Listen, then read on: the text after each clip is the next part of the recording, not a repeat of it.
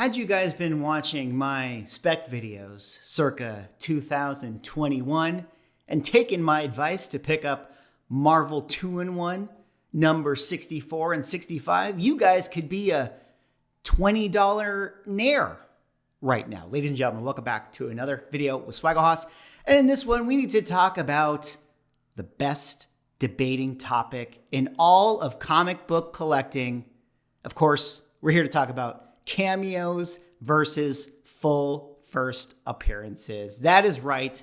Giancarlo Esposito, this past San Diego Comic-Con, confirmed that not only will he be in Captain America: Brave New World, but he will also be playing the very well-known, well-established Serpent Society villain known as SIDEWINDER. And that caused, as it does, a lot of stirring in the comic book secondary market for this book right here, Marvel 2-in-1 number 64, classic, Bronze Age Marvel comic series where they'd have double the stories in it. In this particular issue, we got a Thing and Stingray story. Don't sleep on the Stingray stories. Are there any Stingray fans out there watching? But this would be a really, really fun comic series where they would take kind of the lesser known comic characters and sort of put them into their own adventure, taking up only 11 pages of the classic 22-page story structure. But anyways, this particular issue features the quote-unquote first appearance of the new Serpent Squad. As Key Collector denotes, new Serpent Squad team roster: Anaconda, Black Mamba, Death Adder, and Sidewinder final panel. And so I thought it would be kind of interesting to, bring it back, old school. What do you guys think? Cameos versus first full appearances. Which are the books to get? The answer is full appearances, especially if it has them on the cover. But we're not going to get into that right now. We're going to talk about that later on in the video. But of course, before I do, if you guys could like, comment, subscribe, I'd appreciate it. Helps for the channel doing those things. But let us get into this video here today. Marvel 2-in-1 blowing up on the secondary market, because there you guys see it right there on the last page. The very, very first panel of this character right here, Sidewinder, who that's going to be the person that Giancarlo Esposito is playing in the MCU. And just because this book, exists on Key Collector, just because when you search, the Marvel Wiki page, if that is in fact where people get their comic book information, which I actually don't know. Where do people get their comic book information? Where do people actually decide where these first appearances are? Is it Key Collector? I always kind of think that it's Key Collector, but maybe it's the wiki page. Anyways, everything is pointing to this book right here, Marvel 2-in-1. And as you guys can see from some of the numbers, we are seeing sales upwards of $58. $38 right here, a 9.2 selling for $100. Another $58 sale, slash price of $60, slash price of $32, $42. This book has absolutely, been blowing it up. I feel like, everybody's been talking about Doom, but low key, this book has been selling a tremendous amount on the secondary market. I'm just scrolling through here to show you guys like how much of this book is out there. And, let me just kind of table this thing really quick and kind of, get into something a little bit different. I know you guys already know this. Don't FOMO on this book. You literally can go to any of your LCSs, and I'm sure that this is in their back issue bins. Like, you can easily find this book if you're somebody who actually really wants it. And, once the hype has died down, this will, go back to being kind of a filler issue book that, people pick up for $4, $5, maybe $6. So don't FOMO, but, I'm just reporting the news to you guys. It's important to know about this stuff. But anyways, you guys can see how much of this book had sold. Obviously when the announcements first came out, it was still, a $5 book, and that's really what, it should be. But, like I already kind of showed you in the previous page, it jumped up to the $50 price point. Now the question is, should people even be buying this book? We all know what the answer is to that one, but for the sake of the video and for, us to entertain ourselves, the question I ask is, should they actually be buying Marvel 2-in-1 number 65, which in my opinion is the first full appearance of this character known as Sidewinder. That is likely going to be a one-off in the MCU, and no one's ever going to talk about him again once the movie is over. But you guys can actually see that in this book, he's actually on the cover. And I'll do you one better. If we actually go into the pages here, which shout out to the Marvel Unlimited app. Nope, we don't want this.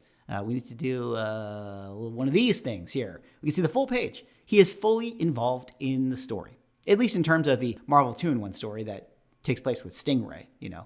Shout out to Mark Gruenwald, one of my favorite comic book writers. He put this one together.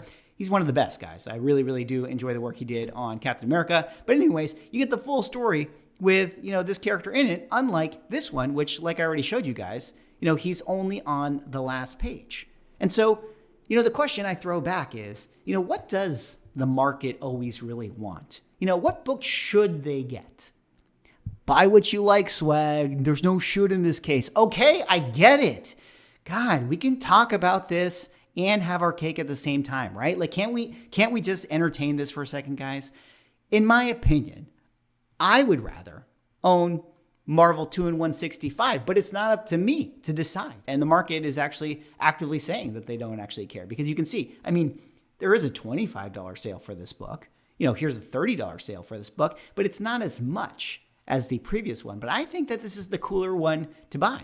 But there's a lot of this out there too. And really, you should just be going to your LCS and getting it there. But, it just sort of reminded me, as we talk about, his character reveal and this kind of new, spec book of the week. And it's kind of flying a little bit under the radar because of all the Doctor Doom news. But, it just reminded me of the classics, the classic spec books that we talked about in 2021, the classic arguments we used to have over cameo versus full appearances, with these two guys, Venom and Wolverine, perhaps the most famous of all of these, examples of what should you get, the cameo or the full appearance. The cameo, in this particular instance of Venom, actually starts in Amazing Spider-Man number 298.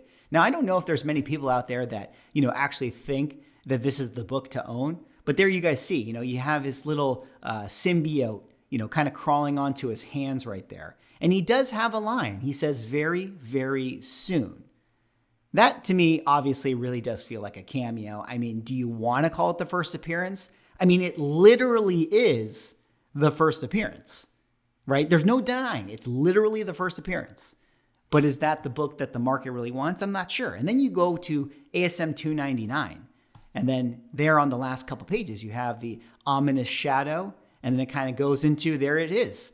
On the last page, full panel of Venom, where he says, I'm home, and it says Venom over there. And there's a lot of purists in the comic collecting hobby that say that this is the book that you should own. This is the book that the market should be buying, ASM 299. Now, it doesn't actually work out that way in terms of the value, because ASM 300 still tends to be the book that most people buy. This is the one that most people feel like I'm getting the best bang for my buck in terms of me being a Venom collector, because I feel like he is fully involved in the story of this book. Now, this one is always a little bit hard to decide, because I think it's pretty objectively true that the ASM 300 cover is better than the ASM 299 cover. So it's a little bit hard to parse out, would the value kind of equalize if the ASM 300 cover wasn't that great? If the ASM 300 cover was, I don't know, something like this one right here, if it was like ASM 317, would this be the go-to book? I'm not so sure. Maybe the 299 would be the go-to book, which leads us to this one right here. Incredible Hulk 180 and 181, your ultimate cameo versus full appearance argument, the classic debate. This, amongst comic book collectors, I feel like this debate is kind of like who would win in a fight, Hulk versus Thor. Who would win in a fight? Black Panther versus Captain America. You know what I mean? Like the classic nerd arguments that people have in the comic book shop. This is what collectors argue about. Which book should you actually pick up? The cameo appearance, which is Hulk 180, where you see Wolverine on the last panel of the last page, where it actually says the Wolverine. A lot of purists out there are like, this is the book to own. If you go over to the Marvel cards and you look at like some of the Wikipedia entries, they say that Hulk 180 is the first appearance of Wolverine. And it is factually true. That is factually true, that this is in fact the first appearance of Wolverine. But then you get to 181. And look at that cover, guys. Look at that cover. It is so good, right? It's all about the cover, and then it's all about, Wolverine being fully involved in the story. And this is why people call this one the first full appearance of Wolverine. And the market tends to agree that this is the book to buy because this book is more expensive than 180.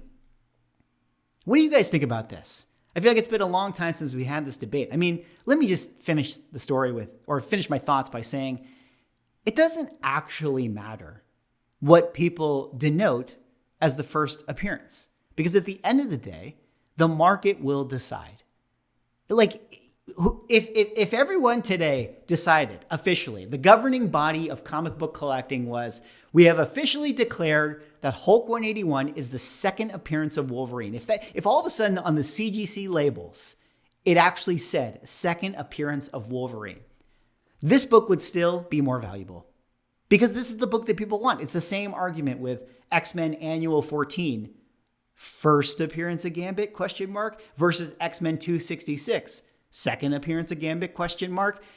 At the end of the day, everyone wants X-Men 266 because he's on the cover. Because cover matters most. Which brings me back to Marvel 2 and 165.